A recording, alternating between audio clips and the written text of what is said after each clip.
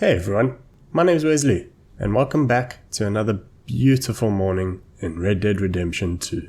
In today's video, I'm going to tell you guys how to get what in my opinion is the best item in the game, and that is the Legend of the East Satchel. Now some prerequisites that you guys will need to complete before getting this item is that first of all, you'll need to be in at least chapter 2 of the game. You'll also need to complete the first mission from Leopold Strauss, which is the debt collecting mission.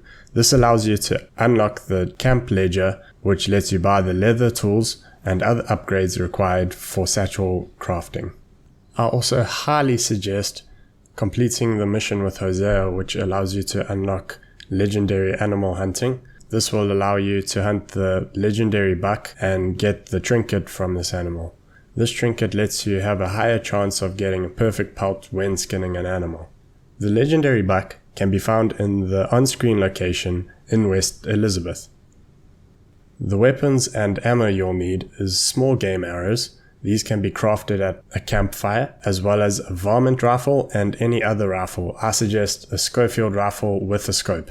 As far as the skins go, you'll need 7 deer pelts, 1 buck pelt, 2 elk pelts, 1 badger pelt, 1 squirrel pelt, 1 panther pelt, 1 bison pelt, 1 raccoon pelt, 1 boar pelt, 1 iguana pelt, 1 beaver pelt, 1 rabbit pelt, 1 cougar pelt, and finally 1 wolf pelt. All of these pelts will need to be perfect quality, which once again is why I suggest getting the legendary buck trinket. Moving on to the satchels. In order to craft the Legend of the East Satchel, you will first need to craft all other types of satchels. Starting with the tonic satchel, this satchel allows you to carry more tonics. You will need a perfect deer pelt, a buck pelt, and an elk pelt. The ingredient satchel allows you to carry more ingredients and is crafted with a deer pelt, badger pelt, and squirrel pelt.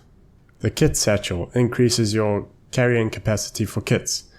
You'll need, once again, a deer pelt, an elk pelt, and a panther pelt. Good luck with the panther pelt. For the provision satchel, you'll need a perfect deer pelt, a bison pelt, and a raccoon pelt. The materials satchel is crafted with a deer pelt, perfect boar skin, and a perfect iguana skin. The valuable satchel, which is the final satchel before unlocking the Legend of the East Satchel, is crafted with a deer pelt, a beaver pelt, and a rabbit pelt. Bear in mind that you can craft these satchels in any order that you see fit. Finally, the Legend of the East Satchel is crafted with a deer pelt, a wolf pelt, and a cougar pelt. Once again, good luck with the cougar pelt. Now it does sound like a lot of work, and that's probably because it is, but this guide should help you speed up that process. I've split the hunting locations into 3 spots, which you will be able to complete with 1 trip to each location. Firstly, I'd suggest taking a trip to the western parts of West Elizabeth. Here you will find deer, buck, squirrels, raccoons, boars, beavers, rabbits, and wolves. You will also be able to find the cougar here. The cougar can be found near the top of the on-screen location, and I found this out because I've been tackled off my horse 3 or 4 times by a cougar while riding through this location. So good luck taking one out. Now I'd suggest on your first trip to this spot, you take 2 horses. This will increase your carrying capacity, as most of the animals you need can be found on this first trip. On your way back to camp, I suggest going via Cattail Pond, as you can see on screen. This is an excellent location for finding elk. This is why I suggest taking 2 horses, as the elk pelt is not stackable on your horse, and you'll need 2 elk pelts, so therefore taking 2 horses will allow you to complete the elk requirements in 1 trip. Next, we move on to an area in New Hanover near Emerald Ranch. Here you'll be able to find bison and badger. Badgers are fairly hard to find as they are very small and don't seem to spawn that commonly. The good news is you don't need to get a precision hit on them, and I highly suggest you don't use dead eye when trying to shoot them with the varmint rifle, as it sometimes registers 2 shots and then that ruins the pelt. So chase them down on your horse and shoot them once without dead eye. Finally, at the bottom of Lemoyne, near the Braithwaite Manor, you can find the panther and badgers again in case you're struggling in the first spot.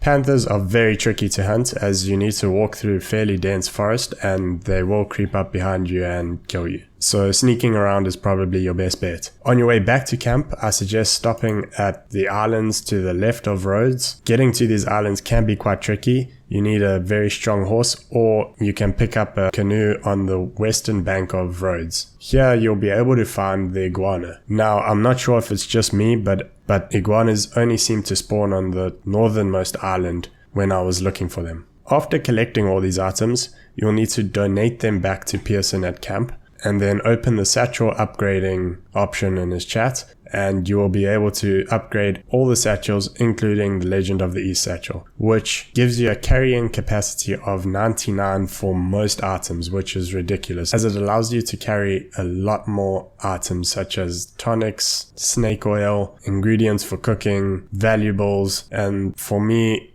that is why it's the most valuable item in the game.